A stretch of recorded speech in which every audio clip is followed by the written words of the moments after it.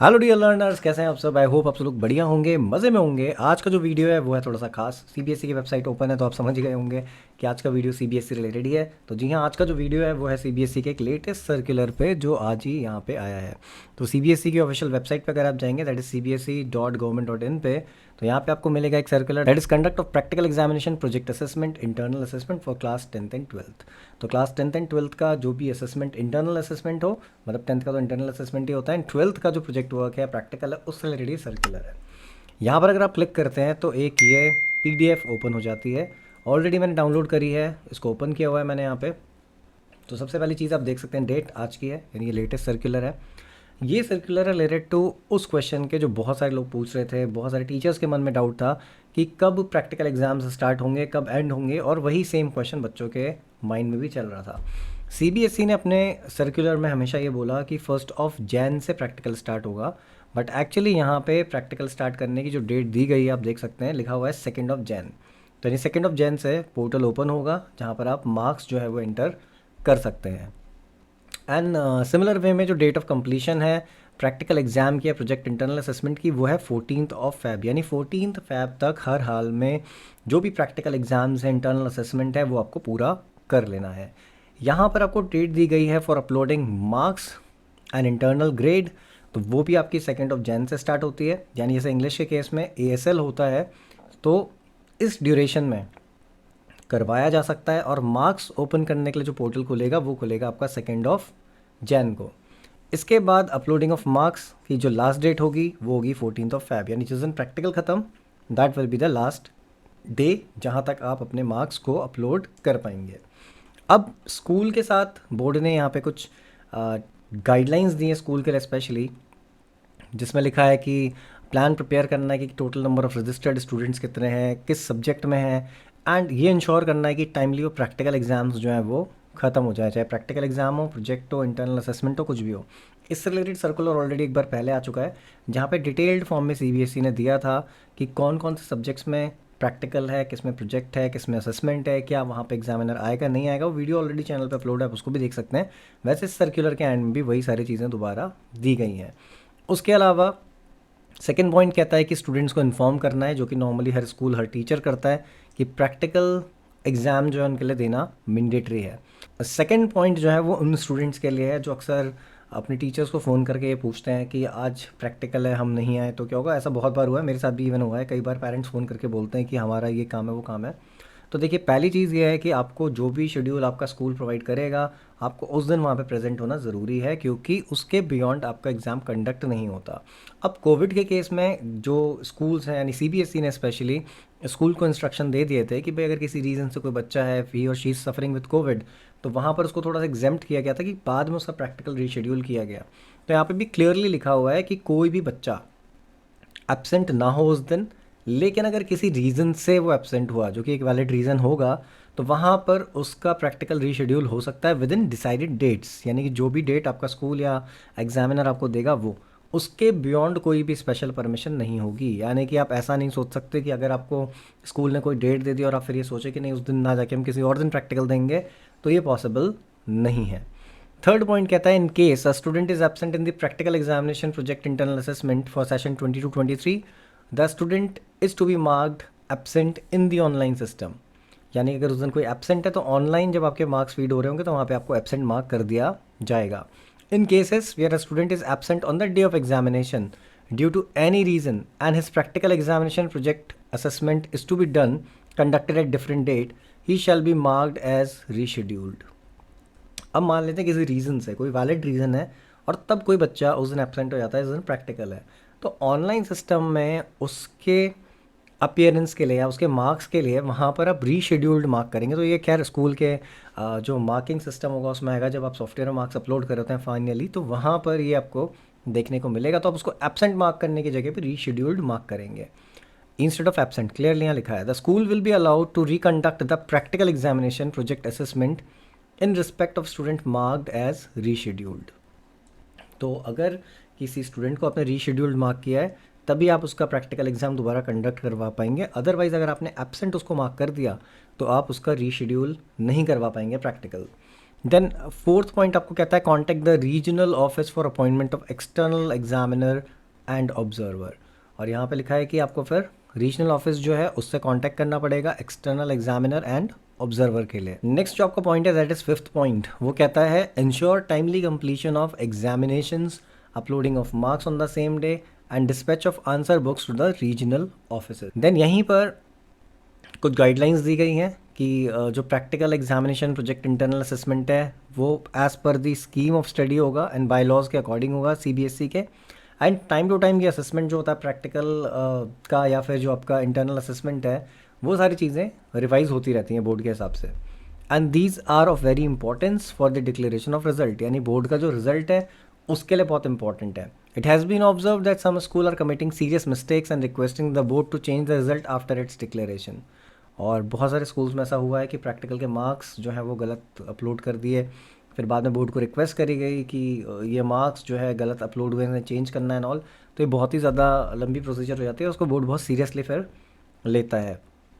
The CBSE has prescribed subject-wise curriculum and most of the subjects contain 2 or 3 assessment component। तो finally जितने भी subjects हैं वहाँ पे 2 या 3 असेसमेंट कंपोनेंट्स हैं, चाहे वो थ्योरी प्रैक्टिकल हो, प्रोजेक्ट इंटरनल असेसमेंट हो, और उसके बाद भी इनका बाइफर्केशन है मार्क्स का। तो ये सब ध्यान में रखते हुए आपको जो है प्रैक्टिकल कंडक्ट करवाना है। देन प्रैक्टिकल एग्जामिनेशन के बारे में यहाँ पर दिया गया है कि सिलेबस या कंसर्न एकेडमिक सेशन में जो भी है वो cbseacademics.in पे अवेलेबल है, करिकुलम आप जाके डाउनलोड कर सकते हैं। तो वहाँ पर भी आपको सारी डिटेल्स मिल जाती हैं related to project work.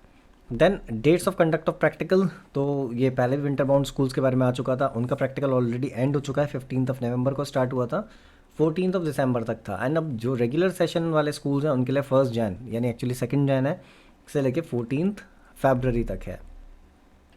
Dates of uploading already हम यहाँ पे जो है स्टडी कर चुके हैं, पहले डिस्कस कर चुके हैं। एरर फ्री अपलोडिंग होनी चाहिए रेगुलर स्टूडेंट्स के बारे में LOC के हिसाब से एंड ऑल। तो ये इन जो एक्सटर्नल एग्जामिनर है उनका भी काम होता है कि अकॉर्डिंगली चेक करें कि जहाँ पर आप प्रैक्टिकल लेने गए हैं वहाँ पर सब कुछ सही है या नहीं है, एज़ पर दी LOC स्टूडेंट्स आ रहे हैं या नहीं आ रहे। क्योंकि बहुत सारे स्कूल्स में ऐसा भी होता है कि नंबर ऑफ़ रजिस्टर्ड कैंडिडेट जो रेगुलर होते हैं कुछ और होते हैं और साथ में उन्होंने डमी एडमिशन्स दिए होते हैं। लेकिन ये डिटेक्ट करना वैसे थोड़ा मुश्किल होता है, बट फिर भी बोर्ड आपको देता है कि भाई आप यहाँ पे ये चीज़ इंश्योर करें कि सब कुछ ठीक है। ऐसे ही प्राइवेट स्टूडेंट्स के साथ भी है।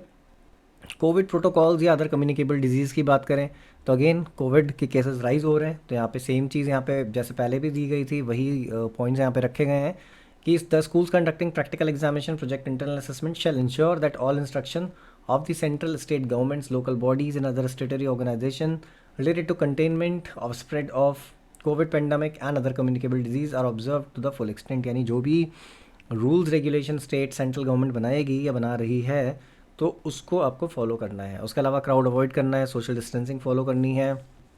द स्कूल में consider splitting the group batch of student into सब ग्रुप ऑफ 15 स्टूडेंट्स ईच। और यहाँ पे 15 स्टूडेंट्स के ग्रुप में भी अगर आप चाहें तो आप डिवाइड कर सकते हैं।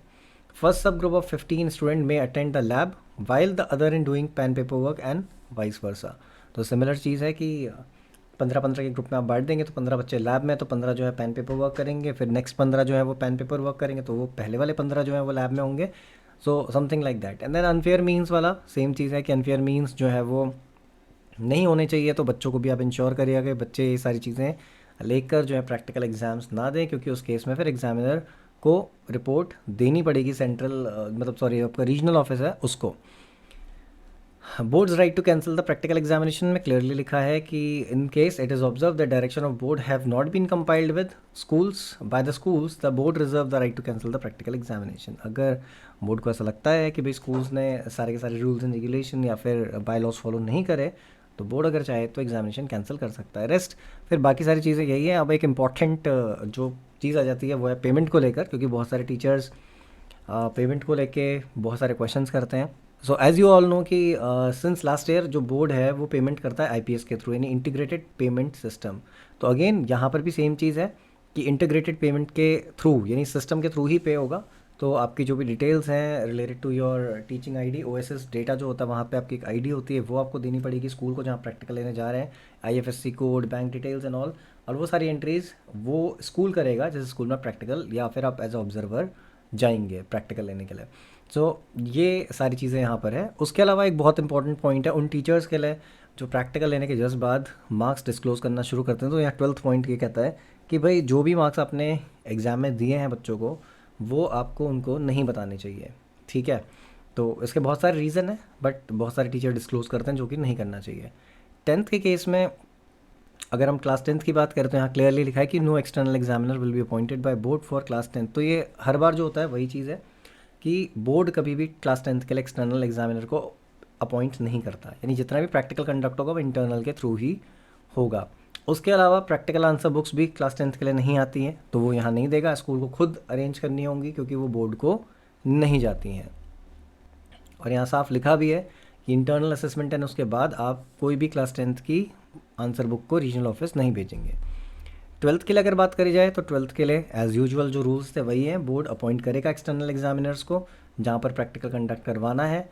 और साथ ही साथ जब एक बार प्रोजेक्ट आपका एंड, मतलब आपका प्रैक्टिकल एंड हो जाएगा, असेसमेंट एंड हो जाएगा, तो जो भी आपके आंसर बुक्स हैं वो आपको सेम डे जो है बोर्ड को भेजनी होंगी। The school authorities are not authorise to make alternate arrangement of external examiner for conduct of practical examination, project assessment या फिर कुछ भी लोकल लेवल पे। तो ये क्लियर है, कभी भी जो स्कूल है उसके पास ये राइट नहीं होता कि वो अपने बेसिस पे एक्सटर्नल एग्जामिनर जो है वो अरेंज कर ले। जो भी एक्सटर्नल एग्जामिनर बोर्ड अपॉइंट करेगा वही एक्सटर्नल एग्जामिनर जो है वहाँ पे प्रैक्टिकल कंडक्ट करवाएगा। रेस्ट ऑब्जर्वर की बात करें तो सेम चीज़ है, ऑब्जर्वर भी बोर्ड ही अपॉइंट करता है एंड उसमें सच कुछ भी नहीं। इंटरनल एग्जामिनर जो है अपॉइंटमेंट की अगर बात करी जाए तो यहाँ पे कुछ पॉइंट लिखा हुआ है, there will be an external examiner as well as an internal examiner as per the policy of practical examination, the school shall appoint an internal examiner. तो अब इंटरनल एग्जामिनर को अपॉइंट करने का राइट स्कूल के पास होता है। Internal examiner generally subject जो आपका टीचर है वही है। इन केस कई बार ऐसा होता है कि टीचर्स जो है वो स्कूल से कहीं और चले गए होते हैं, उन्होंने जॉब स्विच कर ली होती है, तो अगेन ऐसे में जो भी कॉम्पिटेंट टीचर वहाँ पर होगा उसको as a internal examiner appoint कर सकता है स्कूल। बाकी रेस्ट ये हमारे किसी काम का नहीं है। लैब इंस्पेक्शन होता है तो वो करते ही हैं। बैच एंड ग्रुप साइज़ की अगर बात करें तो यहाँ पे again school will be able to create batches of 30 students, ठीक है, in every subject. According to school shall conduct the practical assessment of 30 students of each batch together for better management of practical project। तो ये normally हमेशा यही होता है, तो इसके हिसाब से आप कर सकते हैं। रेस्ट इसमें वही पॉइंट है कि 15 जो आपके स्टूडेंट्स हैं उनको आप डिवाइड कर सकते हैं इन सब बैचेस में। उसके अलावा examiner name number of the practical examiners वो सब कुछ मेंशन होगा। रीजनल ऑफिसर्स जो हैं वो ओएसएस डेटा में जो टीच आईडी अलॉट करा हुआ नंबर है उसको यूज़ करेंगे while allotting the duties as a examiner. तो रेस्ट मेल जो है वो स्कूल को भी आएगी और साथ ही साथ टीचर्स के जो भी रजिस्टर्ड ईमेल आईडीज़ हैं वहाँ पर भी बोर्ड उनको मेल प्रोवाइड करता है। देन सबसे इम्पॉर्टेंट कंपोनेंट है बोर्ड एग्ज़ाम के प्रैक्टिकल्स का एक, कि जहाँ पे अपलोडिंग ऑफ फोटोग्राफ होती थी। तो यहाँ पे क्लियरली लिखा है कि स्कूल जब भी करेगा कंडक्ट प्रैक्टिकल तो फोटोग्राफ अपलोड करेगा, जो हर साल होती है वो जियो टैग फोटोग्राफ होती है।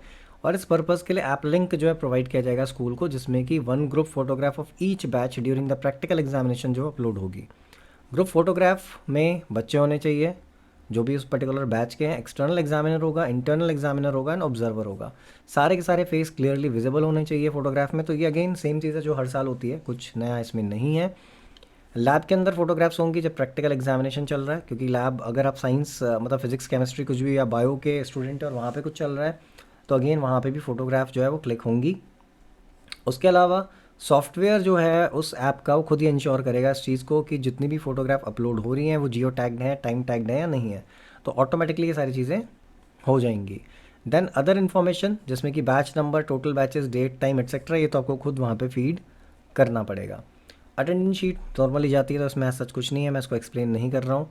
प्रैक्टिकल रीशेड्यूलिंग जो भी था वो ये है। अदर मटेरियल की बात करी जाए तो मैनुअल, अवार्ड लिस्ट जो है, ये सारी चीज़ें और जो भी और डेटा होता है रिलेटेड टू दिस, वो सारी चीज़ें बोर्ड को भेजी जाती हैं normally with answer book. And relieving of teachers की बात करें तो प्रैक्टिकल के लिए लिखा है कि apart from conducting the practical examination of the student, every school shall also ensure relieving their PGTs deputed by board to conduct practical examination।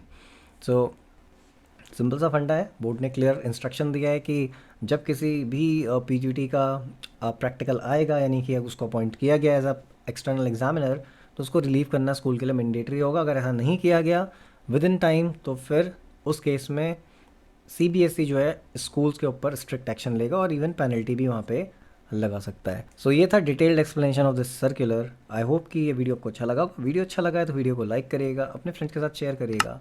Channel को सब्सक्राइब नहीं किया तो चैनल को सब्सक्राइब करिएगा, क्योंकि बहुत सारी informative videos time to time upload होती रहती हैं। Thanks for watching the video.